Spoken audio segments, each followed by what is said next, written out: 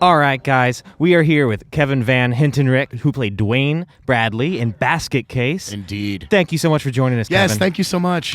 Thank you. My pleasure. Absolutely. So we are here. Man, what's cool about you guys being here is that Basket Case opened up at drive-in theaters. Isn't that right? Exactly. You had to run at drive-ins when the film came out. Well, Analysis, the original distributor, cut the film, much to Frank's horror. Oh, no. Sure. And Joe Bob Briggs wanted to show it and would not show a cut version. Oh, Yes. So, well, that's because Joe Bob Briggs is a gentleman and a scholar. Exactly. And so he showed, Frank got him an uncut version, and he showed it. And then Analysis just started secretly switching the cut versions with the uncut. And my. suddenly, instead of 3 people in the theater, there was a line out the door and around the block. Oh, my. So thank you, Joe Bob So Briggs. Joe Bob Briggs is really who you have to thank for this Exactly, interview yeah. right here, He's really. a hero. Instrumental in And in it's Sure. it's nice that we've just sort of come full circle, and here we are back at a drive-in theater talking to you. You know? Indeed. And that's what I think is really fucking cool, man, is that it's 2019 and there's still space in our weird, crazy society for drive-in theaters and drive-in horror flicks. Yeah. And I think that's really special. Yeah. Was drive-ins a big thing for you? Like, did you go to drive-ins? Was that a big part of your Oh, yeah, youth? we did when we were kids. Yeah. Well, wait, where were you coming up at? Where did you grow up at? I grew up in the suburbs north of Detroit, Oak Park. Okay. So I've lived in all 3 types of environments. Suburban, Yeah. then I spent a decade in lower Manhattan, and Oh, I live wow. up in the mountains now. So Yes. very See, cool. that's my thing. I love the mountains. yeah, Same. me too. Yeah. Same. And you I- said you're coming from upstate New York. You're like near Woodstock. Yep. Yeah, that's awesome. Very That's awesome. cool. We were just talking a little bit about the food. Hen Louder, we were talking to him earlier, and he was Yeah. really excited about the concession stand. He was. Are you as excited as he is? Probably not. Well, I asked him what he had for lunch, and he said a cheeseburger. And I said, from where? And he said, here. And I was like, oh, all right. I get it. Hen Louder's like freaking out. He's really excited. The ambiance. Yeah, you can't quite get that anywhere else. The No. closest thing I feel like is like a high school football game when you go into like the little stand and you can get like a $3 hot dog. Like you just don't find that anymore, Exactly. especially at a movie theater. Well, what we were kind of freaked out about is that we go to a lot of movies together, obviously, and the concession stand here was just so affordable. Like we weren't ready for that. We weren't ready for like a non-$9 cheeseburger. That's just $12 Coke. exactly. So I saw a guy earlier wheel in what I have to assume is a giant homemade Belial basket case kid, and I Yep. saw you sign that. That's Rick, and Oh, no, I've okay. seen him at a few cons. And Okay. there was one in Gettysburg called Creature the First Feature. We were there. Horror-Con. Okay. Yeah, we were there. And Scott, who put on a fantastic show, wanted to do a photo shoot Sure. with a Belial. So he had that. He commissioned that to be made specifically for that. And his original idea was to raffle it off during Sure. the show. That's a good idea. Yeah. But somehow there's some kind of legal stuff that prevented that. So he just sold it to Rick at the end of the show. Oh, that's so well, all right. cool. Well, Rick clearly loves it. I'm glad to see him wheeling it I around. mean, he was stuff. wheeling it Oh, around yeah. in a basket. So what must it be like for you to have, like, all these years later after those films, to have somebody still wheel in a homemade Belial to, like, get signed? I mean, that must be pretty cool. You know, it's amazing that work we did that long ago still interests people at all. I find amazing. Thank you all for it that. still has an impact. And that's the beauty of horror culture, right? Is that we never forget. Well, if you do something, every once in a while you stumble on into truth, you know. Yeah. Sure, sure. With our film, we hit on an archetype that I think resonates with everyone in the same way that it resonated with me. We all have that dark side that Sure. we carry around with us and Sure. try not to let out too often. And we all feel like the outsider sometimes. Of course. you know, Absolutely. so.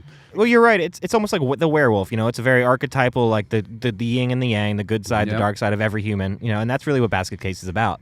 Well, I think you kind of hit on it right there with feeling like the outsider. I think a lot of us that are here tonight kind of grew up with that idea of feeling like the outsider, and it's really nice to come to a communal thing like this where we don't feel like that, where we feel like we have a community where that we can. That's one of the things that I love most about going to the cons, and I don't do a lot of conventions. Sure. But you enter and everyone's friendly to each other. Yeah. You Yes. don't get people Yeah. cutting you off or giving you the finger, you know. Well, no, it's No. because it's the idea of those are the people that grew up getting that. And so we've kind of created our own community where it's like, no, we're going to love on each other as much as we can. Exactly. Yeah. So besides acting, you sculpt a lot. That's your thing.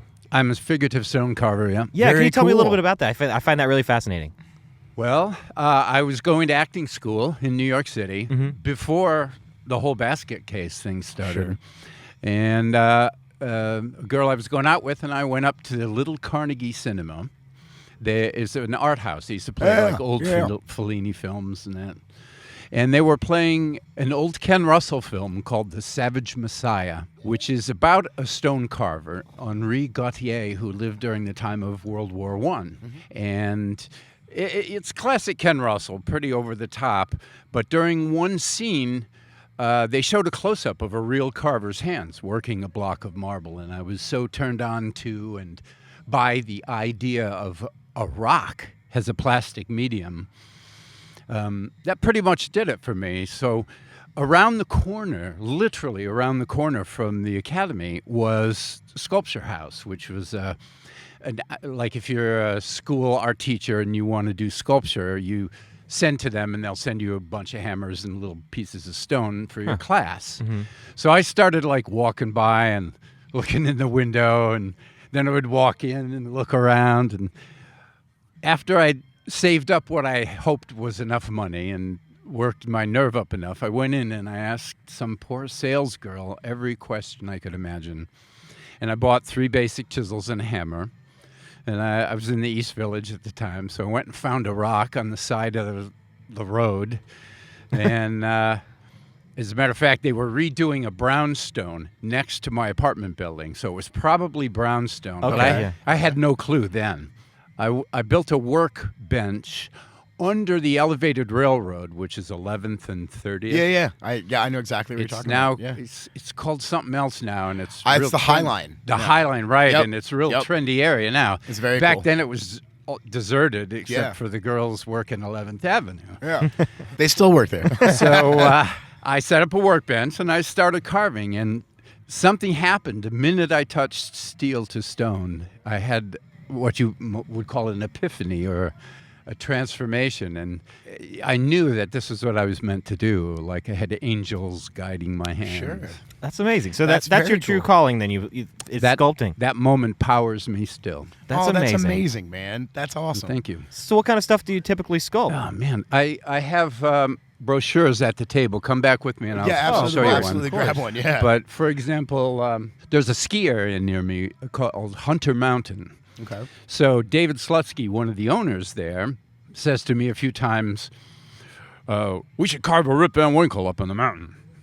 So people say stuff like that all the time, and Sure. it's really just meant to be a compliment. But after about the 3rd time he said it, I called his bluff, and it turned out he was serious.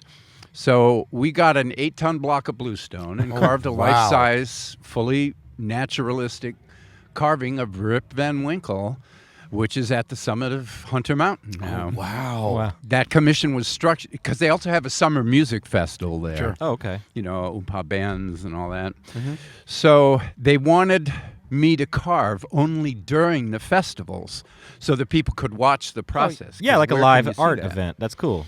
So originally, when we started in 95, the festivals were 40-some days a summer. It was all summer long. So it was supposed to take 5 years at that rate. But by the Jeez. time we were done, the festival season was down to 10 days, and I don't get a hell of a lot done on a big block of bluestone in 10 days. Yeah. So it ended up taking 14 years to complete. Oh my goodness. It's done. It's there. It turned out pretty nice, and With filmmaking, there's a long process, but you're talking a whole new level when it comes to sculpting. well, the other thing, and part of my love of sculpture is the material.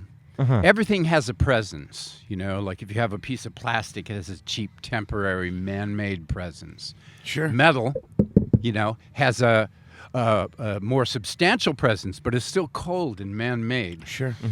The presence, what I'm calling presence, is a direct function of how the material is created. Sure. So the bluestone of the Catskill Mountains that I work mostly in, that Rip Van Winkle is carved from, Okay, yeah. is a fairly young stone in geological terms. Sure. It's 360 million years old, and it's a very durable material outdoors. So the things that we make out of bluestone have the potential to last thousands of years outdoors with no maintenance. Right. Perhaps outlasting our species at the rate Yeah. we're going. All right, maybe. That's again, you're topping film when they say you immortalize thing in cinema, but really, cinema can only last so long when you're carving things in stone that will literally outlast everybody. It'll outlast a lot of things. Well, Yeah, it'll yeah. outlast everyone here. Nothing is permanent. True. True. Well, that's really inspiring. Is there a website where our listeners could go maybe see some of your work? Right now, the website is under construction. Okay. I had a website, and it was a whole shady deal, and it We've didn't been work through out. that. We're doing a new website. It's going to be Kevin Van Hentenryck's something Wix dot slash. I don't know it yet. Okay. Some and it's varied not sorts. finished, anyways. Okay. But I'm on Facebook Okay. under my name, and once the website is done, I'll post it on there as well. Beautiful. Excellent. So everybody make sure you keep up with Kevin and go check out those things. Kevin, thank you so much Yes, for taking thank time you. to sit under the stars with us in And a And drive-in dark, theater. candlelit. Yeah, we're literally doing this interview by candlelight right now out of the side of our and van. there's a drive-in playing right behind us. It's And a this full is- moon coming And a Yeah, full and moon. this over has the just ridge. been an absolutely just iconic moment. Yeah. You should be here. Oh, you Exactly, guys you should be here. But at least in spirit, all of you guys are. So, Kevin, Yes. thanks so much for Thank joining you. us again. And wait. Yeah, We gotta tell the name. This is the Circle Drive-In Theater, That's right? right. Scranton, Circle- Pennsylvania. In yeah. Scranton, PA. And this is the NEPA Horror Film Fest. That's right. And these are great people, and you should support them. And we have had such a blast since we've been here. And we really it's have. like I said, this is my first drive-in experience, and I'm mad that I've never done this before. And it's only right that JB has his first driving experience with the cast of Basket Case. Exactly, which is a movie that I grew up on. I grew up on, terrified of as a child. So this is absolutely like surreal for me. Right. It's a pretty cool evening. Yeah, Yeah. it's amazing. So thanks again. you so much. we're Thank gonna you. watch some scary movies and get back in the vibe of this horror fest, guys. All right.